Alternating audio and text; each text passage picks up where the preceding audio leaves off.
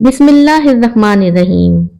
حبیب کریم صلی اللہ علیہ وآلہ وسلم کی نماز جنازہ مخصوص طریقے سے ادا کی گئی تھی۔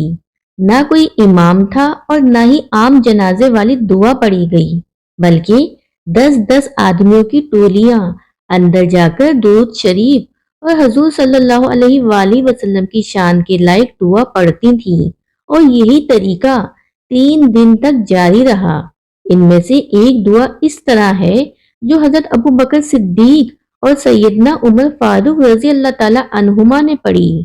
اے اللہ، ہم گواہی دیتے ہیں کہ حضور صلی اللہ علیہ وآلہ وسلم نے ہم تک تیرا سارا پیغام پہنچا دیا جو ان پر نازل ہوا تھا، اور آپ صلی اللہ علیہ وآلہ وسلم نے اپنی امت کی خیر خواہی کی اور اللہ کی راہ میں جہاد فرمایا، حتیٰ کہ اللہ نے اپنے دین کو غالب کر دیا اور اس کا وعدہ پورا ہوا۔ اے اللہ، ہمیں ان لوگوں میں سے کر دے جو اس کلام کے پیروکار ہوئے جو تو نے اپنے رسول پر نازل فرمایا، اور قیامت کے روز ہمیں حضور کی سنگت عطا فرما، حتیٰ کہ غلام کی حیثیت سے ہم ان کی شناخت ہوں اور آقا کی حیثیت سے وہ ہماری شناخت ہوں، کیونکہ حضور صلی اللہ علیہ وآلہ وسلم مومنین پر رؤوف اور رحیم تھے۔ ہم حضور صلی اللہ علیہ وآلہ وسلم پہ ایمان لانے کا کچھ بدلہ نہیں مانگتے اور نہ ہی ان کے بدلے میں کوئی سودا کریں گے۔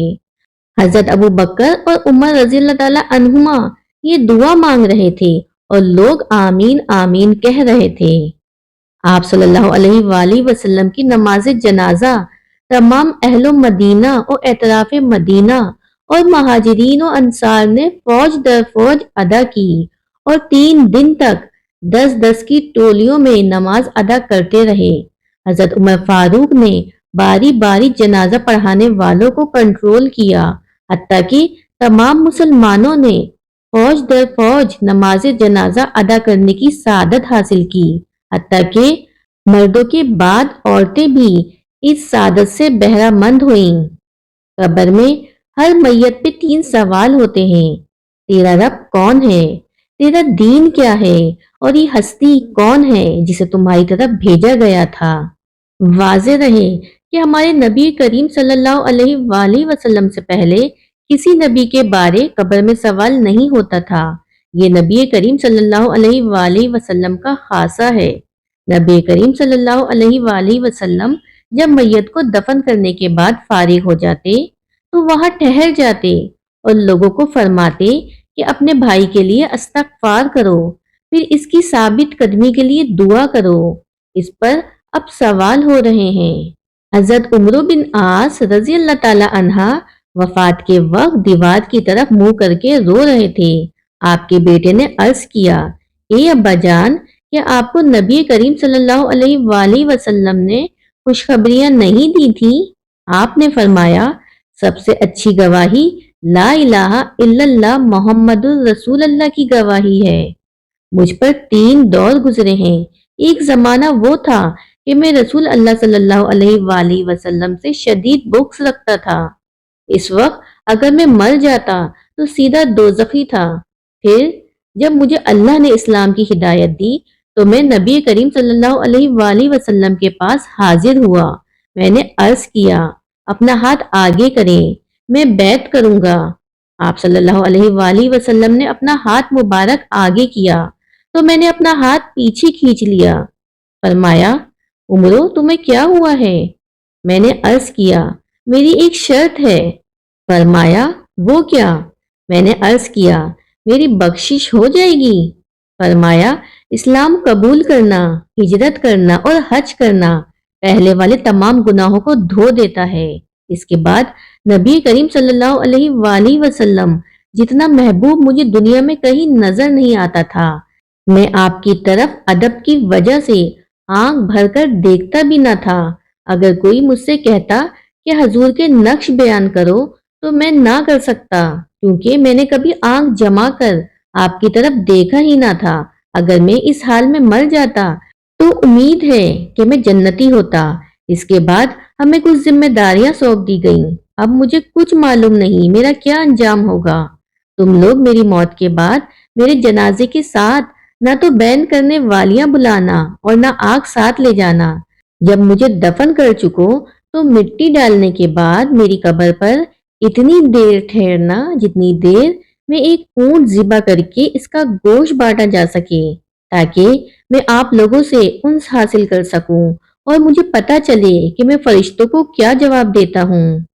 میت پر رونا جائز ہے، میت پر رحم کی وجہ سے رونا آتا ہے اور میت سے بچھڑنے پر بشیر تقاضوں سے بھی رونا آتا ہے، مگر نوحہ یا ماتم کرنا حرام ہے کہ یہ بے صبری کا مظاہرہ ہے اور قرآن و سنت میں اس سے منع کیا گیا ہے۔